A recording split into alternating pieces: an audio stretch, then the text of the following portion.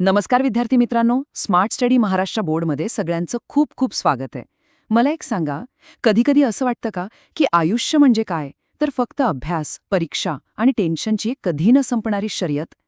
जर आपलं उत्तर हो असेल ना, तर शिवराज गोरले यांचं आयुष्य आनंदाचा उत्सव हा पाठ खास आपल्यासाठीच आहे. चला, आज जगण्याकडे बघण्याचा एक अगदी नवीन दृष्टिकोन शिकूया. तर हा पाठ आपल्याला एक खूप थेट, खूप सरळ प्रश्न विचारतो. विचार करा जरा. रोज सकाळी उठल्यावर समोर पुस्तकांचा ढिगारा दिसतो, तेव्हा आयुष्य हे एक ओझं वाटतं का? आणि मग आठवा, मित्रांसोबत घालवलेला एखादा क्षण किंवा आवडीचं गाणं ऐकताना, तेव्हा तेच आयुष्य एक उत्सव वाटतं, नाही का? आपलं आयुष्य बहुतेकदा याच दोन टोकांच्या मध्ये कुठेतरी अडकलेलं असतं. आणि बरोबर हाच या पाठाचा केंद्रबिंदू आहे. मला माहितीये 12वीचं वर्ष म्हणजे किती तणावपूर्ण असतं. परीक्षा, भविष्याची चिंता, ही स्पर्धा आणि सगळ्या बाजूनी येणारा दबाव, ह्या सगळ्या भावना अगदी स्वाभाविक आहेत आणि यात आपण एकटे नाही आहोत. म्हणूनच हा पाठ फक्त परीक्षेपुरता महत्त्वाचा नाहीये, तर आपल्या मनाला शांत करण्यासाठी, त्याला समजून घेण्यासाठी खूप जास्त महत्त्वाचा आहे. चला तर मग, बघूया आपला आजचा प्रवास कसा असणार आहे. आपण आनंदाच्या शोधापासून सुरुवात करू. मग त्याचं रहस्य उलगडू. त्यानंतर छोट्या क्षणांमधला मोठा आनंद कसा शोधायचा ते बघू. आनंदाचे अडथळे कोणते आहेत ते ओळखू. आणि सगळ्यात शेवटी आपला आनंद आपल्याच हाती कसा आहे हे समजून घेऊ.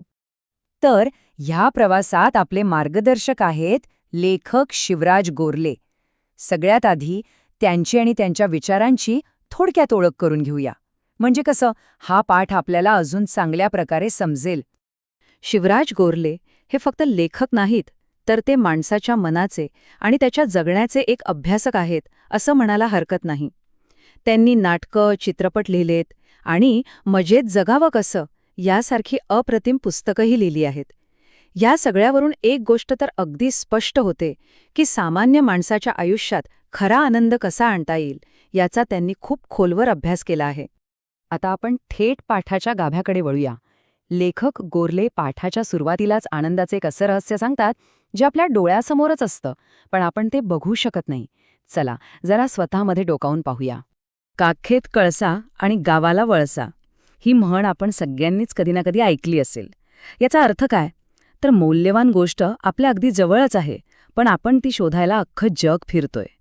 शिवराज गोरले म्हणतात, आनंदाच्या बाबतीत आपण अगदी नेमकं हेच करतो. आपल्याला वाटतं की महागडा फोन घेतला की आनंद मिळेल, परीक्षेत पहिला नंबर आला की आनंद मिळेल, पण खरा आनंद तिथे नसतोच. इथे बघा, डाव्या बाजूला काय आहे, तर आपण यशाच्या मागे, पार्ट्यांच्या मागे, सोशल मीडियाच्या लाईक्सच्या मागे धावतोय. पण उजवीकडे बघा, खरा आनंद शांतपणे आपल्या स्वतःच्या आत सापडतो. या पाठातून आपल्याला हेच शिकायचंय की आनंद ही काही विकत घेण्याची किंवा कुठून तरी मिळवण्याची वस्तू नाहीये. तो आपल्या मनात असतो, आपल्या अंतरंगात असतो. त्याला फक्त ओळखायचंय आणि अनुभवायचं असतं. हा मुद्दा खूपच महत्वाचा आहे. हे अगदी एका चुंबकासारखं काम करतं. आनंदी मन असेल ना, तर ते आनंदी घटनांना आपल्याकडे खेचून घेतं. पण जर आपण सतत दुःखी राहिलो, सतत चिंता करत बसलो, तर नकळतपणे आपण नकारात्मक गोष्टींनाच आपल्याकडे ओढून घेतो. म्हणून हा पाठ सांगतो की आनंदी राहणं हा काही योगायोग नाही, ती एक जाणीवपूर्वक केलेली निवड आहे, एक चॉईस आहे. ठीक आहे, म्हणजे आनंद आपल्या आतच आहे हे तर कळलं, पण मग त्याला अनुभवायचं कसं, त्याला शोधायचं कसं? चला, लेखकांनी सांगितलेले काही सोपे आणि अगदी रोजच्या जगण्यातले मार्ग पाहूया, जे आपल्याला खूप मोठा आनंद देऊ शकतात.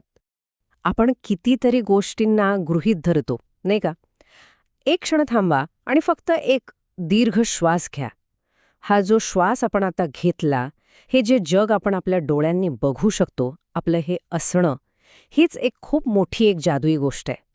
लेखक आपल्याला इथे आठवण करून देतात की या छोट्या वाटणाऱ्या पण खरं तर खूप अमूल्य गोष्टींमध्येच खरा आनंद दडलेला आहे. लेखक आपल्याला आनंदाचे असे 3 सोबती सांगतात, जे कधीही आपली साथ सोडत नाहीत. ते म्हणजे निसर्ग, संगीत आणि पुस्तकं. हे असे मित्र आहेत जे आपल्याकडून काहीही मागत नाहीत, फक्त आणि फक्त निखळ आनंद देतात. हे खरं तर आनंदाचे कधीही न संपणारे झरे आहेत. आणि मग येतो छंद. छंद म्हणजे काय, तर अशी गोष्ट जी आपण मार्कांसाठी किंवा कोणाला तरी दाखवण्यासाठी नाही करत, तर फक्त आणि फक्त स्वतःच्या आनंदासाठी करतो. अभ्यासाच्या आणि टेन्शनच्या या जगात छंद म्हणजे स्वतःसाठी घेतलेला एक मोकळा, ताजा श्वास आहे. आता एक गमतीशीर प्रश्न आहे. लेखक विचारतात, खरा आनंद मिळवण्यासाठी आपण जास्त शहाणं असायला पाहिजे की थोडं वेडं? अहो, कधीकधी प्रत्येक गोष्टीचा तर्क लावून विचार करण्यापेक्षा थोडं बेभान होऊन जगण्यातच खरी मजा असते. उदाहरणार्थ, पावसात मनसोक्त भिजणं. यात शहाणपणा तर नक्कीच नाही, पण आनंद तो 100% आहे. पण आनंदाचा हा मार्ग नेहमीच सोपा नसतो. त्यात काही अडथळे पण आहेत. आणि गंमत म्हणजे हे अडथळे बाहेरून कोणी आणत नाहीत, तर आपण स्वतःच ते आपल्यासाठी तयार करतो. चला बघूया, हे अडथळे नेमके कोणते आहेत. ही ओळ तर मनावर कोरून ठेवण्यासारखी आहे. तुलना आली की आनंद संपला. समजा परीक्षेत 85% मार्क मिळालेत. आपण खूप आनंदी आहोत. पण त्याच क्षणी कळतं की आपल्या मित्राला 90% मिळालेत. काय होतं? आपला तो 85%चा आनंद एका क्षणात गायब होतो. म्हणूनच लेखक म्हणतात, तुलना ही आपल्या आनंदाची सगळ्यात मोठी शत्रू आहे. या चार्टकडे बघा जरा. आपलं मन एका खोलीसारखं आहे. आता विचार करा, जर ती खोली दुःख, चिंता आणि टेन्शनने 100% भरलेली असेल, तर तिथे आनंदाला आत याला जागाच कुठे उरणार, बरोबर ना? म्हणून आनंदासाठी आधी आपल्या मनातील या नकारात्मक विचारांची गर्दी कमी करावी लागते. बरं, आत्तापर्यंत आपण जे काही शिकलो, त्याचा परीक्षेसाठी आणि आपल्या खऱ्या आयुष्यासाठी कसा उपयोग करायचा, हे समजून घेऊया. कारण हे शिकलेले धडे फक्त पुस्तकात लिहून ठेवण्यासाठी नाहीत. हा टेबल खूप महत्वाचा आहे. बघा, डावीकडे परीक्षेसाठीचे मुद्दे आहेत, जसं की आनंदाचे खरे स्वरूप आंतरिक आहे, आणि उजवीकडे त्याच मुद्द्यातून आपल्याला आयुष्यासाठी मिळणारा धडा आहे, तुलना करणे टाळा. याचा अर्थ काय, की जे आपण परीक्षेत लिहिणार आहोत तेच आपल्याला आयुष्यात जगायचं आहे. आपलं ज्ञान आणि आपलं जगणं यांना जोडणारा हा एक महत्वाचा दुवा आहे. हे काही महत्वाचे प्रश्न आहेत जे बोर्डाच्या परीक्षेत विचारले जाऊ शकतात. जसं की आनंदाचे खरे स्वरूप स्पष्ट करा, किंवा तुलना हा आनंदातील अडथळा आहे हे स्पष्ट करा. आपण आत्तापर्यंत ज्या मुद्द्यांवर बोललो त्यांच्या आधारावर यांची उत्तरं अगदी सहज लिहिता येतील, हे नक्कीच लक्षात ठेवा. आणि आता आपण या पाठाच्या साराकडे आलो आहोत, सगळ्यात शक्तिशाली संदेशाकडे. हा संदेश खरंच आपल्या जगण्याकडे बघण्याची दृष्टी बदलू शकतो. शिवराज गोरले खूप सोपं सत्य सांगतात. भूतकाळ तो निघून गेला आहे, आपण त्याला बदलू शकत नाही. भविष्यकाळ तो अनिश्चित आहे, त्याची चिंता करून काहीच साध्य होणार नाही. मग आपल्या हातात काय आहे? फक्त आणि फक्त वर्तमान क्षण. खरा आनंद इथेच आहे, याच क्षणात आहे. आणि शेवटी ही एक ओळ, आपलं असणं हीच आनंदाची खूण आहे, तीच एक अभिव्यक्ती आहे. थांबूया इथे जरा. ह्या एका वाक्यात संपूर्ण पाठाचं सार सामावलेलं आहे. याचा अर्थ, आनंदी होण्यासाठी आपल्याला कशाचीही गरज नाही. आपलं जिवंत असणं, आपलं अस्तित्व हेच आनंदाचं सर्वात मोठं कारण आणि सर्वात मोठा पुरावा आहे. म्हणून मित्रांनो, अभ्यासाकडे एक ओझं म्हणून बघू नका.